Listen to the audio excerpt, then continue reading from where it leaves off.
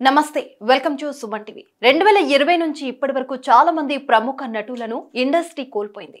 కొందరు అనారోగ్య కారణాలతో చనిపోతే పలువురు ప్రముఖులను మాత్రం కరోనా కాటేసింది. తాజాగా స్టార్ నటుడు విజయకాంత్ మరణానికి కూడా కరోనాయే ఒక కారణం. గత కొంతకాలంగా అనారోగ్యంతో ఉన్న విజయకాంత్ కు కరోనా సోకి ప్రాణాలు తీసేసింది. ఇప్పటికే శ్వాసకోశ సమస్యలతో బాధపడుతున్న విజయకాంత్ కు కోవిడ్ సోకడంతో పరిస్థితి మరింత ఆందోళనకరంగా మారింది. చికిత్స పొందుతూ ప్రాణాలు విడిచారు. ఇటీవల కాలంలోనే మరింత పెరుగుతున్న కరోనా మహమ్మారి విజయకాంత్ ఫ్యామిలీకి తీవ్ర అన్యాయం చేసింది. 2020 కరోనా మొదటి వేలో విజయకాంత్ కోవిడ్ బారిన పడ్డారు. ఆ తర్వాత చికిత్స తీసుకుని ఆయన సురక్షితంగా బయటపడ్డారు. మళ్ళీ ఏడాది తర్వాత అంటే 2021లో విజయకాంత్ ఆరోగ్య పరిస్థితి ఆందోళనకరంగా మారింది.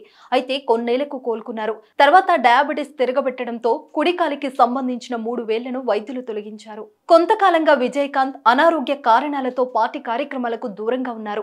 తన పుట్టినరోజు సందర్భంలో పార్టీ కార్యాలయంలో కనిపించిన ఆయనను చూసి కార్యకర్తలు ఆందోళన చెందారు.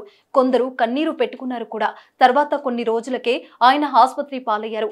గత నెలలో అనారోగ్య సమస్యలతో బాధపడుతూ స్థానిక మియాట్ ఆసుపత్రిలో చికిత్స పొందారు. చికిత్స అనంతరం కోలుకుని డిసెంబర్ 11న ఇంటికి చేరుకున్నారు. మళ్లీ 2 వారాల వ్యవధిలోనే విజయకాంత్ తీవ్ర అస్వస్థతకు గురయ్యారు. కరోనా సోకడంతో ఆయన ఆరోగ్యం క్షీణించి ప్రాణాలు వదిలారు. విజయకాంత్ మరణం పట్ల టాలీవుడ్ ఇండస్ట్రీకి చెందిన ప్రముఖులు అలాగే తమిళ ఇండస్ట్రీకి చెందిన ప్రముఖులు సంతాపం తెలుపుతున్నారు. ఆయన కుటుంబానికి సంతాపం ప్రకటిస్తున్నారు. ఆయన మరణ వార్త వినగానే వేలాది మంది అభిమానులు ఆసుపత్రికి తరలి వచ్చారు. విజయకాంత్ అంత్యక్రియలు శుక్రవారం చెన్నైలో జరిగే అవకాశాలున్నాయి.